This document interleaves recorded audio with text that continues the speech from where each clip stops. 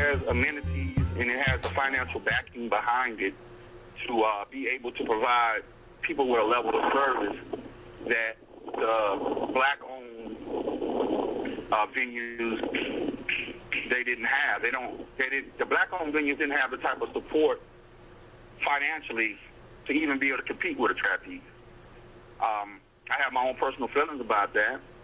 I mean, to me, it deals with the aspect of how we support each other as, you know, as people in general, black people in general. You know, when I was one of the people that was able to throw parties at Venus when it was white owned.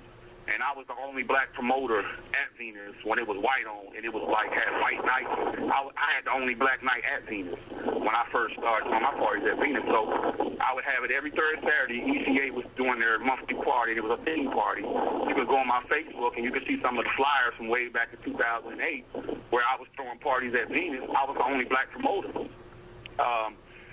I did that for a reason because people used to always say, well, why don't you throw parties at Trapeze? You know, black, man, you know, you on top of the game. You need to be at Trapeze. I didn't want to throw parties at Trapeze because I felt like Trapeze was not catering to our community. At that particular time, the owners or the managers at that particular time, I just felt like it was a culture of, we'll accept these people, but we don't really want these people to be here. And I felt that. And that's my own personal, you know, I mean, I'm not going to sit up here and say that's what it was, but from what I was dealing with and the people that I was dealing with at Trapeze, I felt like that was the energy. And I felt like I'm not going to support a business that don't want to support my people. You want to take our money, but you don't want to support us. So I would have felt like I would have been a hypocrite to be just throwing a whole bunch of events over there. So I decided to work with Venus, and at that particular time, Venus was white owned and operated.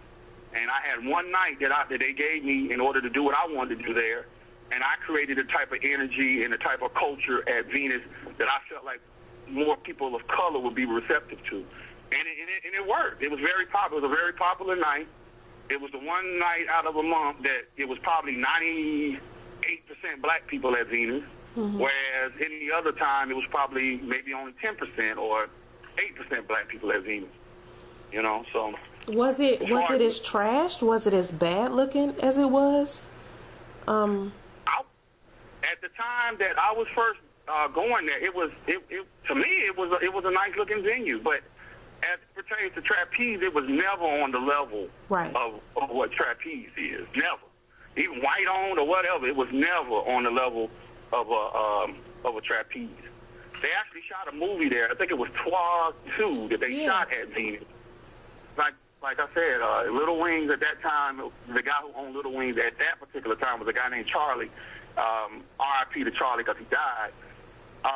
It was understood in the whole spectrum that it was probably Trapeze, then Venus, and then Little Wings at that time. And then after Vern took over Venus, it kind of switched off a little bit, but where it became Trapeze, then Little Wings, and then Venus.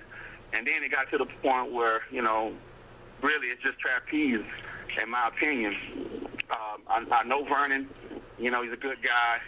You know, we don't see eye to eye on everything, but for the most part, you know, he's a good guy. And I hate to see a business like that go, especially with it being black operated and owned or whatever. I hate to see that. Well, that's the main reason why I began to promote there on Saturdays, because I knew he was closing. And I was like, well, if it's the only, you know, black operated one that's just standing, I think we should do whatever we can to keep it open. And that was 2 years ago, 3 years ago. So, I mean, it had such a bad reputation when I got there before he renovated the place or could even afford to renovate the place is when I came. So, you know, when I saw it and the showers wasn't working and he had a horrible kind of buffet going on, and you know, it's just the way that it was. So it took a lot of us to put forth a lot of effort to you know, try to keep it open. So now that it's closed, I wonder who would be the next person to come up with one. Would that be you? Me and you could put our money together and start another one. Man, when I hear to tell you that the concept of that would be beautiful. but one thing that I have learned is that when it comes to having a business that's primarily for our people, is that we have to get the support of our people, because we're not going to really get the support of any of the other cultures. And if we don't have the support of our people, we're not going to survive.